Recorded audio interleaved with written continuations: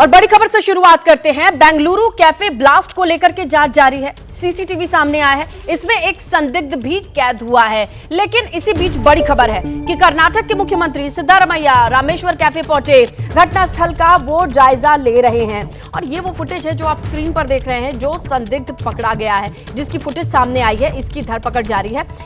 आप देखिए, इस लाल घेरे में कैप पहने शख्स पोलो नेक टी शर्ट और वॉक करता हुआ सड़क के किनारे दिखाई दे रहा है। इसे संदिग्ध की तरफ मैप किया गया है। इस ब्लास्ट की जानकारी भी आपको देते चले। 9 लोगों के घायल होने की खबर, अस्पताल में भर्ते हैं और इसी बीच सीएम उनसे मुलाकात करने पहुंचे हैं। और घटनास्थल की तस्वीरें भी हैं, जहां पर सीएम ने मौके पर पहुंचकर मुआयना किया, घटनास्थल का जायजा लिया, किस तरीके से इस पूरे घटनाक्रम में कैफे में ब्लास्ट और लोगों का घायल होना, उनसे मुलाकात करने की तस्वीरें इस वक्त स्क्रीन पर हैं। मुख्यमंत्री मौके पर पहुंचे, जायजा लिया और घायलों से मुलाकात की। देखिए, इसी बीच बड़ी खबर है, बेंगलुरु कैफे ब्लास्ट की जांच तेज है। सवाल यह है कि ब्लास्ट का मास्टरमाइंड कौन है और इसके तार कहां से जुड़े हैं। इसी बीच एबीपी न्यूज पर ब्लास्ट के चश्मदीदों ने कहा कि वो कैफे में खाना खाने पहुंचे थे, लेकिन कॉल लेने के लिए वो कैफे से बाहर गए। उसी वक्त तेज धमाके की आवाज सुनाई देती है और वहां पर मौजूद लोगों ने क्या कहा, सुनिए। शुक्रवार को बेंगलुरु में हुए धमाके में जहां 10 लोग के करीब इंजर्ड हुए हैं, वहीं कई सारे लोग ऐसे रहे जो इस मंजर के बाद सदमे में हैं।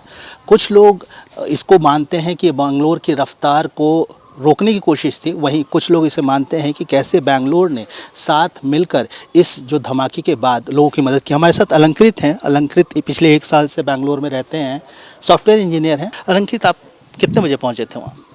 मैं अपने घर से अपना ऑफिस का काम कंप्लीट, हम लोग का डेली स्टैंड अप होता है अराउंड 11:45 12 के अराउंड, तो हम लोग का अपना कॉल कंप्लीट करके हम लोग ने मैं सोचा कि चलो अब नाश्ता करने या फिर खाना ही खाने के लिए एक तरह से मैं चल जाता हूँ मैं। एंड वहाँ पे वेटिंग के बाद मेरी नंबर जब आई, मैंने अपना डोसा पिकअप किया एंड जस्ट मैं वो उसी पॉइंट पे जहाँ पे ग्रेनाइट का स्लैब लगा हुआ है, वहीं पे हमेशा मैं जाता हूँ, वहीं पे बैठता हूँ हमेशा एवरी टाइम।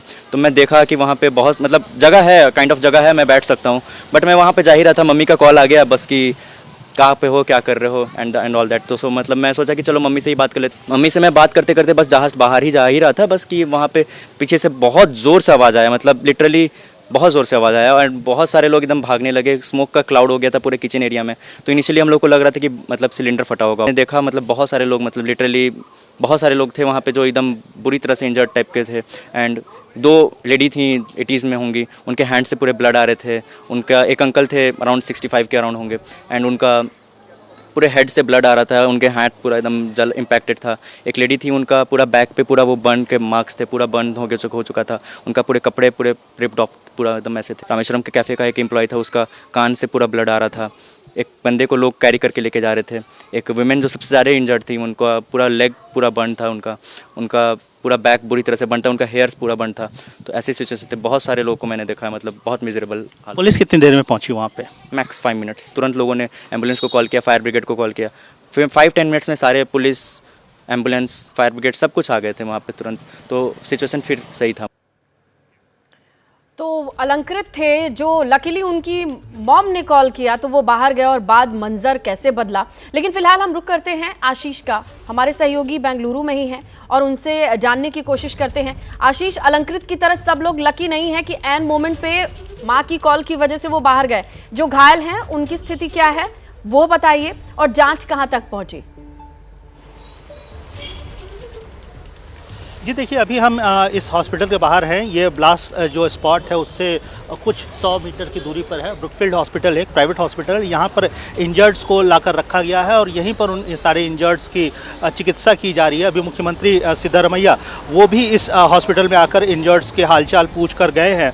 हमें ये बताया जा रहा है कि किसी की भी गंभीर रूप से कोई घायल नहीं है।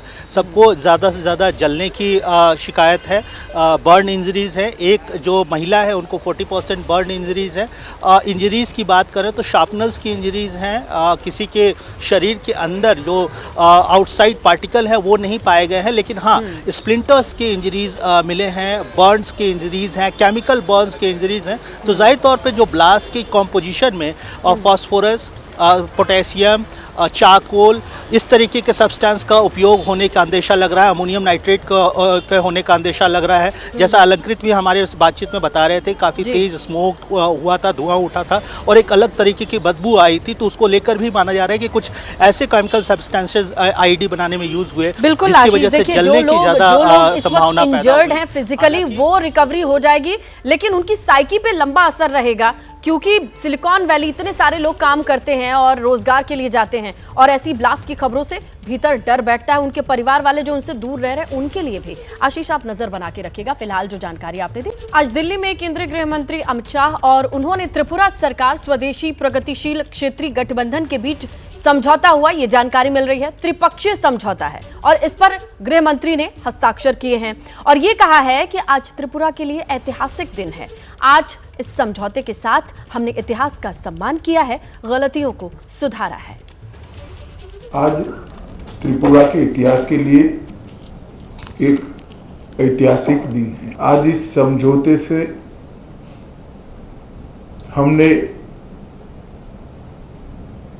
इतिहास का सम्मान किया है, गलतियों को सुधारा है और आज की वास्तविकता को भी स्वीकार कर तीनों चीजों का सामंजस्य कर हमने भविष्य की ओर देखने का काम किया है। इतिहास जो है उसको कोई बदल नहीं सकता, मगर उसमें जो गलतियां हुई है इसको सीखकर आज की वास्तविकताओं को नजर में रखकर हम आगे जरूर बढ़ सकते हैं। और मुझे आनंद है कि त्रिपुरा मोथा ने, सभी ट्राइबल पार्टियों ने और सभी ऑर्गेनाइजेशन ने इसके लिए बहुत कंस्ट्रक्टिव रोल लिया है और भारतीय जनता पार्टी की त्रिपुरा सरकार ने भी शुरू से इसके लिए प्रयास किया। सभी के साथ सामंजस्य पूर्वक बात कर हमने संघर्ष को समाप्त करने की दिशा में काम किया है। मुझे बहुत आनंद है कि आज त्रिपुरा, हम विवाद मुक्त त्रिपुरा की ओर आज से आगे बढ़े हैं। मुझे विश्वास है कि मोदी जी जो विकसित भारत का स्वप्न लेकर चले हैं, वो स्वप्न में त्रिपुरा भी अपने योगदान के लिए भी कटिबद्ध होगा और अपने हिस्से के लिए भी कटिबद्ध होगा। बड़ी खबर है, पूर्वी दिल्ली के बीजेपी सांसद गौतम गंभीर के सक्रिय सियासत से विदाई के ऐलान के बाद अब आम आदमी पार्टी ने प्रहार किया है। केजरीवाल सरकार में मंत्री आतिशी ने आरोप लगाया कि गौतम गंभीर ने पिछले 5 सालों में कोई काम किया है नहीं, जिसकी वजह से वो मैदान छोड़ करके भाग गए हैं। इस दौरान उन्होंने बीजेपी को चुनौती भी दी है। तो गौतम गंभीर के एक पोस्ट के बाद आपका रिएक्शन? ऊपर से लेके नीचे तक भारतीय जनता पार्टी का कोई भी चुना हुआ प्रतिनिधि अपने इलाके की जनता में ना तो नजर आता है, ना कोई काम करता है। पिछले 5 साल से गौतम गंभीर जी ने अपने इलाके में कोई काम नहीं किया। गौतम गंभीर जी तो क्या, दिल्ली के जो 7 सांसद हैं वो अपने इलाकों से नदारत रहे। आप दिल्ली के किसी भी हिस्से में जाइए, वहां पे लोकल व्यक्ति को, स्थानीय निवासी को पता होगा कि आम आदमी पार्टी का विधायक कौन है, उनका ऑफिस कहां है, उनका व्हाट्सएप नंबर क्या है। लेकिन अगर भाजपा का पार्षद है और भाजपा के सांसद हैं, तो पब्लिक आपको एक सुर में बताएगी कि जी हमने तो 5 साल तक उनको देखा भी नहीं।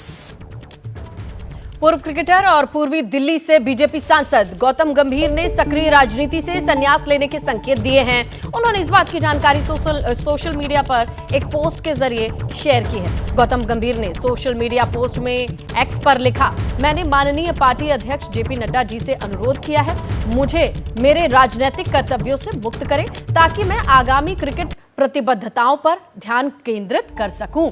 मैं माननीय प्रधानमंत्री नरेंद्र मोदी, माननीय गृह मंत्री को हृदय से धन्यवाद देता हूं, मुझे लोगों की सेवा करने का अवसर देने के लिए। जय हिंद।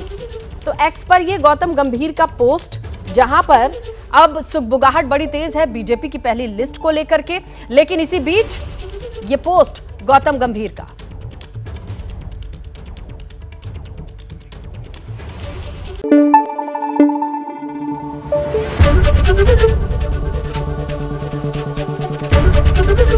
एबीपी न्यूज आपको रखे आगे।